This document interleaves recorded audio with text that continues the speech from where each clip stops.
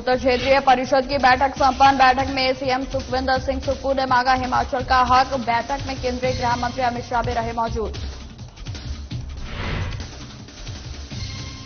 हिमाचल को green and clean बनाने पर मंथन। पावर कॉन्क्लेव का हुआ आयोजन। भारतीय उद्योग परिसंघ की तरफ से हुआ आयोजन।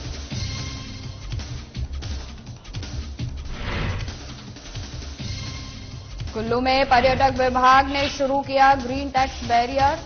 बाहरी राज्यों के वाहन चालक जता रहे आपत्ति। कहा सड़क ठीक नहीं तो क्यों दे ग्रीन टैक्स।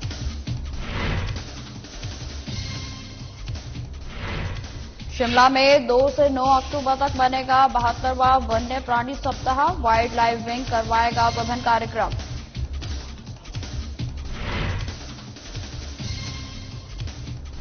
और सोलन में ओपन एयर जिम बनाने की तैयारी। 21 लाख की लागत से बनेगा ओपन एयर जिम।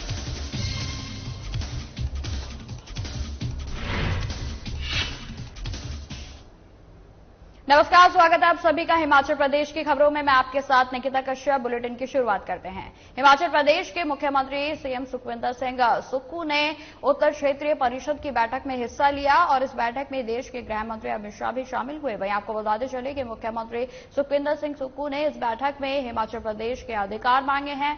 शिमला में पत्रकारों से बातचीत के दौरान मुख्यमंत्री सुखविंदर सिंह सुक्खू ने कहा कि शानन प्रोजेक्ट की जो लीज मार्च 2024 में खत्म हो रही है, ऐसे में उन्होंने मांग की है कि जल्द ही लीज खत्म होने के बाद इस प्रोजेक्ट को वापस दिया जाए। हिमाचल प्रदेश के मुख्यमंत्री ने कहा कि उन्होंने जम्मू कश्मीर और लेह के लेफ्टिनेंट गवर्नर से भी बातचीत की है। लेफ्टिनेंट गवर्नर के साथ बातचीत के दौरान उन्होंने सीमा में अतिक्रमण का मसला उठाया। उन्होंने कहा कि जम्मू कश्मीर की सीमा से कुछ लोग चंबा के चुराहा में आकर कब्जा करने की कोशिश करते हैं और ऐसे में यहां मैपिंग होना जरूरी है ताकि इस तरह की गतिविधियों को रोका जा सके। मुख्यमंत्री सुखविंदर सिंह सुक्खू ने बताया कि दोनों केंद्र शासित प्रदेशों के उपराज्यपालों ने इस संदर्भ में अपने अधिकारियों को दिशा निर्देश भी जारी किए हैं और इसके अलावा पूर्व सरकार के दौरान लोहरी और सुन्नी प्रोजेक्ट को सतलुज जल विद्युत निगम को आजीवन के लिए दिया गया। बैठक में हिमाचल प्रदेश के मुख्यमंत्री सुखविंदर सिंह सुक्खू ने हिमाचल में आई आपदा के बाद विशेष राहत पैकेज देने की भी मांग उठाई।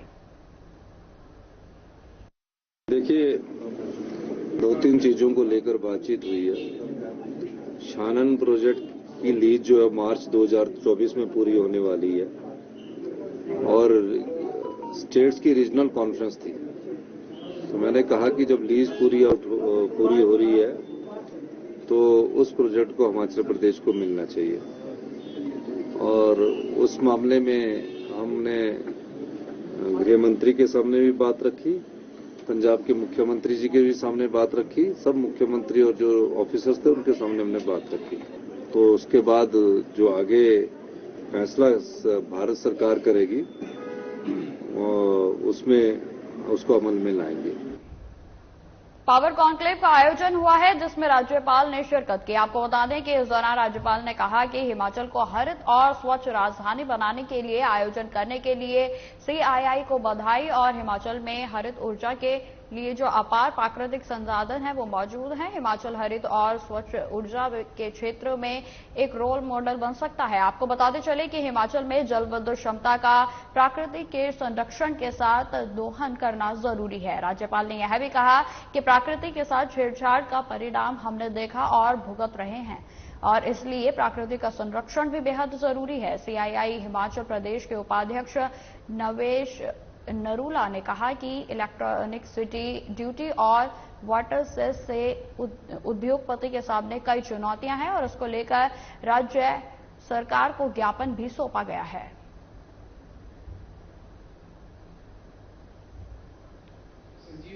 कि जिस प्रकार से हिमाचल ने प्रकृति के प्रकोप को झेला है, अगर हम उसका संरक्षण नहीं करेंगे, केवल उसका दोहन करेंगे तो निश्चित रूप से हिमाचल रह नहीं जाएगा।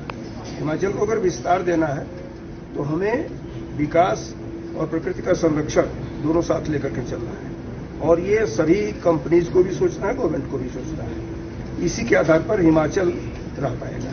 तो मेरा यह मानना है कि जो बात मैंने कही है कि प्रकृति का संरक्षण हर परिस्थितियों में जरूरी है। प्रकृति को संतुलित विकास के आधार पर लेकर के चलने की आवश्यकता है। पर्यावरण प्रथम रहेगा तो विकास को हम अचीव कर लेंगे, पा लेंगे। अगर पर्यावरण नहीं रहेगा तो हम किस विकास को करेंगे? तो फीडबैक भी I am sure voice of the hydro power people. देखिए, हमने कंक्लेव किया है just to promote clean and capital of clean and green energy. हमारे को पिछले कुछ 1-2 महीने से कुछ इंडस्ट्रीज को इश्यूज आ रहे हैं, जैसे हमने जिक्र भी किया और हमने इसका रिप्रेजेंटेशन भी दिया है चीफ मिनिस्टर साहब को भी और ऑनरेबल इंडस्ट्री मिनिस्टर साहब को भी, कि हमारे इंडस्ट्रीज को जो चैलेंजेस फेस हो रही हैं, इलेक्ट्रिसिटी ड्यूटी है, वाटर का सेस है, हमने सब ये रेस किया है। होपफुली गवर्नमेंट और इंडस्ट्रीज मिलके इसमें कुछ ऐसा सोल्यूशन आएगा जो दोनों के लिए विन विन रहेगा।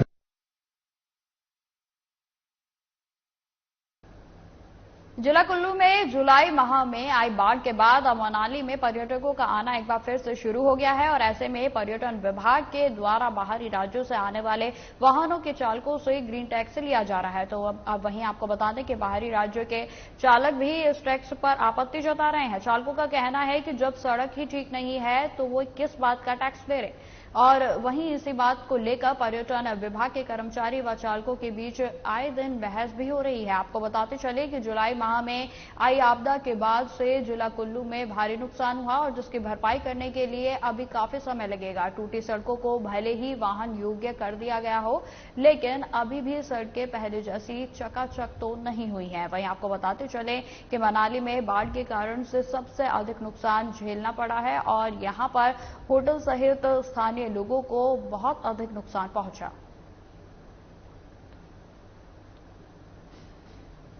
जहां तक ग्रीन टैक्स बैरियर स्टार्ट करने की बात है तो ग्रीन टैक्स बैरियर जो है वो टोल टैक्स बैरियर से एक अलग चीज है। ग्रीन टैक्स बैरियर बेसिकली जो टूरिस्ट यहाँ पे आता है, जो कार्बन फुटप्रिंट यहाँ जनरेट करता है, ये उस चीज के लिए, उसकी भरपाई के लिए जो ये टैक्स लिया जा रहा है, जो कि एनजीटी के आदेशों के तहत है। और ये जैसे क्योंकि अब पर्यटन जो है वो आना शुरू हो गए हैं, तो ये टैक्स जो है उनको देना अनिवार्य है। और जहां तक रोड की बात करें, अगर कुछ पर्यटनों को परेशानी है तो टोल टैक्स जो है वो कम्प्लीटली बंद है। ग्रीन टैक्स बैरियर उनके यहाँ आने का, इस पर्यावरण की हवा को यूज करने का और यहाँ पे आके जो है वो जो हमारा कार्बन फुटप्रिंट जनरेट हो रहा है उसको कॉम्पनसेट करने के लिए लिया जाता है। 2 से 9 अक्टूबर तक वन विभाग का वाइल्ड लाइफ विंग वन्य प्राणी सप्ताह मनाने जा रहे हैं और जिसके तहत वन विभाग के द्वारा कई तरह के कार्यक्रम भी आयोजित किए जाएंगे। आपको बताते चलें कि 72वें वन्य प्राणी सप्ताह में इस बार की थीम विकास और वन्य जीव मार्ग रखा गया है। सप्ताह भर वाइल्ड लाइफ विंग अलग अलग तरीके के कार्यक्रम जिसमें कि मिनी मैराथन, वर्कशॉप, पेंटिंग प्रतियोगिता सहित अनेक कार्यक्रम आयोजित करेंगे।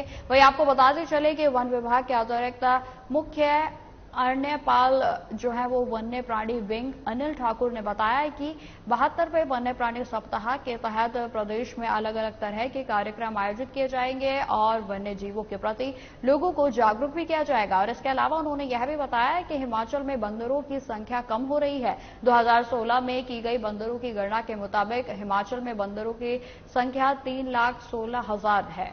अब फिर से हिमाचल में बंदरों की गणना की जाएगी। वहीं आपको बताते चले कि जो कि मार्च 2024 तक पूरी होगी। 72वां वाइल्ड लाइफ वीक जो है 2 अक्टूबर से प्रारंभ होकर 9 अक्टूबर को खत्म होगा। इस सप्ताह भर में अलग अलग जगहों पे अलग अलग एक्टिविटीज ऑर्गेनाइज की जा रही हैं। जैसे हम भाषण प्रतियोगिताएं, कुछ पेंटिंग कॉम्पिटिशन्स, फोटोग्राफी कॉम्पिटिशन्स इत्यादि ऑर्गेनाइज करने जा रहे हैं। और ये सभी पूरे हिमाचल प्रदेश में सभी वनमंडल और वन्य प्राणी वनमंडल इसको ऑर्गेनाइज करेंगे। हेडक्वार्टर्स पे हम एक मुख्य फंक्शन होगा मिनी मैराथन का, जो पिछले वर्ष से प्रारंभ किया गया था। वो 7 तारीख जवाहर पार्क सोलन में 21 लाख की लागत से ओपन एयर जिम बनाने की तैयारी है। आपको बताते चले कि सोलन के जवाहर पार्क में अब युवाओं को जल्द ही ओपन एयर जिम की सुविधा मिलेगी और जिससे लोग पार्क में सैर सपाटे के साथ साथ अब जिम करके फिट भी रह सकते हैं। नगर निगम के सोलन ने यह अनूठी पहल की है और वह पार्क में ही ओपन एयर जिम जल्द ही स्थापित किया जाएगा और इसके लिए नगर निगम के मेयर पूनम ग्रोवर ने और संबंधित अधिकारियों ने मौके का निरीक्षण किया और मेयर ने संबंधित अधिकारियों को उचित दिशा निर्देश भी दिए। हमारे संवाददाता से बातचीत करते हुए नगर निगम सोलन की मेयर पूनम ने बताया कि सोलन के जवाहर पार्क में जल्द ही 21 लाख की लागत से ओपन एयर जिम बनकर तैयार किया जाएगा।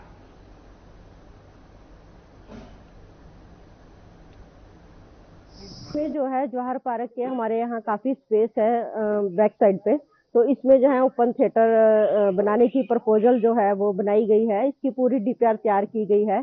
इसमें जो है फर्स्ट फेज में हमने एक जो टेंडर लगाया है कम से कम भी 21 लाख के लगभग है, वो 2 पार्ट में लगाया है। ऑनलाइन टेंडर लगाया गया है, तो इसमें जो है काम स्टार्ट कर दिया है हमने। तो अति शीघ्र जो है काम शुरू हो जाएगा। टेंडर हो चुका है, अवार्ड भी हो चुका है। तो आज हम साइट दिखाने के लिए लेकर आए हैं जिस कॉन्ट्रैक्टर को ये टेंडर मिला है। तो अति शीघ्र जो है इसकी शुरुआत हो जाएगी और लोगों को इसका बहुत जल्द जो है बेनिफिट मिलेगा। समेकित बाल विकास परियोजना ऊना और कृषि विभाग केंद्र ऊना के संयुक्त तत्वाधान में कृषि विज्ञान केंद्र रामपुर में पोषण माह के अंतर्गत जागरूकता शिविर का आयोजन किया गया और जिसकी अध्यक्षता बाल विकास परियोजना अधिकारी कुलदीप दयाल ने की। कार्यक्रम में जिला कार्यक्रम अधिकारी नरेंद्र कुमार ने बतौर मुख्य अतिथि और उपनिदेशक कृषि ऊना कुलभूषण धीमान व खंड विकास अधिकारी ऊना KL वर्मा ने विशिष्ट अतिथि के रूप में शामिल हुए। आपको बताते चले कि जिला कार्यक्रम अधिकारी नरेंद्र कुमार ने बताया कि पोषण अभियान का मूल उद्देश्य किशोर किशोरी गर्भवती और धारी महिलाओं को निर्धारित पोषण के विषय में जागरूक बनाना है, उन्हें उचित पोषण उपलब्ध करवाना है और कुपोषण के लक्षित वर्गों को बचाने के लिए हर साल की तरह इस साल भी महिला और बाल विकास के द्वारा आंगनबाड़ी स्तर पर, पर्यवेक्षक व्रत स्तर पर और परियोजना स्तर पर विभिन्न कार्यक्रम आयोजित किए जा रहे हैं और जिनके माध्यम से लक्षित वर्गों को पौष्टिक आहार के संबंध में विस्तृत जानकारी दी जा रही है।